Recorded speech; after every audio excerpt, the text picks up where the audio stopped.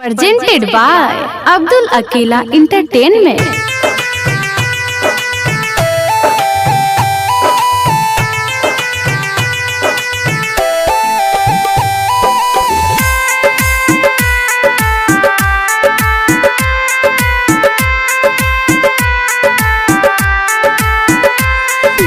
सुनो भाई ध्यान लगाकर सुना रहा हूँ दो लाइन गाकर हर जिंदर भाई का कहानी।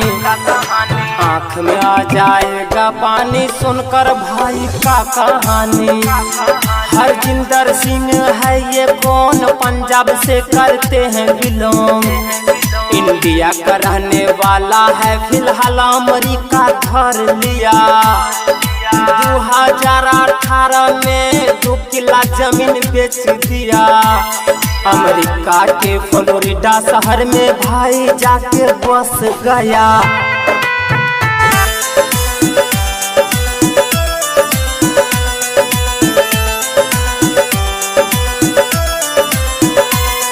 अमेरिका से आया है नया खबर, भाई है ट्रक ड्राइवर, बन थोड़ा सा हुआ गड़बड़।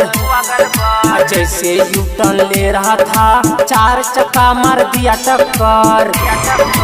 फौरन वहीं मौके पर 3 हुआ स्पॉट मर्डर। वहाँ के कानून प्रशासन हरजिंदर सिंह को लिया पकड़। 45 साल के लिए भाई को अंदर कर दिया। सुने हैं जब से ये सब न्यूज उड़ गया सबका फ्यूज।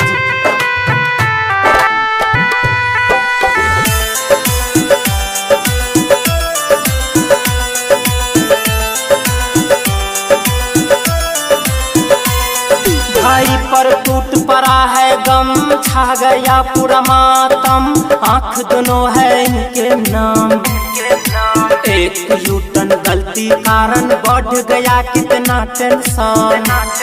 परदेसी ड्राइवर जितना था बढ़ गया सबका उलझन। रोजी रोटी के लिए निकले थे अपने घर से दूर।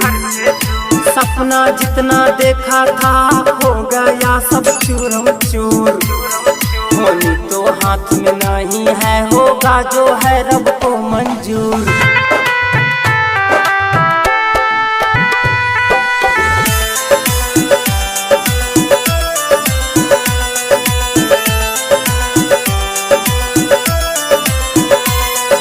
हेलो किया है कानून कोर्ट, पिटीशन साइन से कीजिए सपोर्ट। मान्य है ये काउंटिंग वोट, लॉन्ग नहीं समझिए शॉर्ट। भाई को कीजिए फुल सपोर्ट।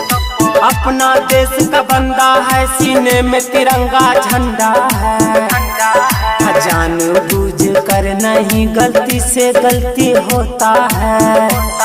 जब गैर बेगाना होता है अपनों ही अपना होता है। हर जिंदर भाई के लिए पूरा पंजाब रोता है।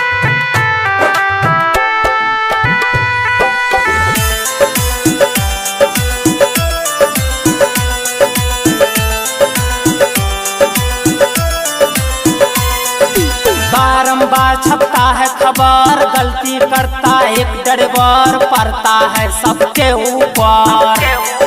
हर गलती का साजा है लेकिन ये थोड़ा ज्यादा है। युवा से निवेदन है भाई का साजा कम किया जाए। हर जिंदर भाई के लिए वीडियो को शेयर कीजिए।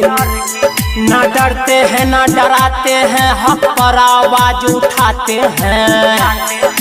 किसी के मन में कोई न खोट, अब्दुल भाई को कीजिए सपोर्ट।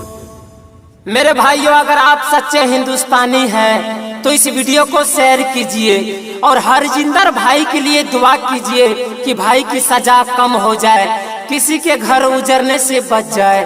भाई का हिम्मत बनिए, सपोर्ट कीजिए।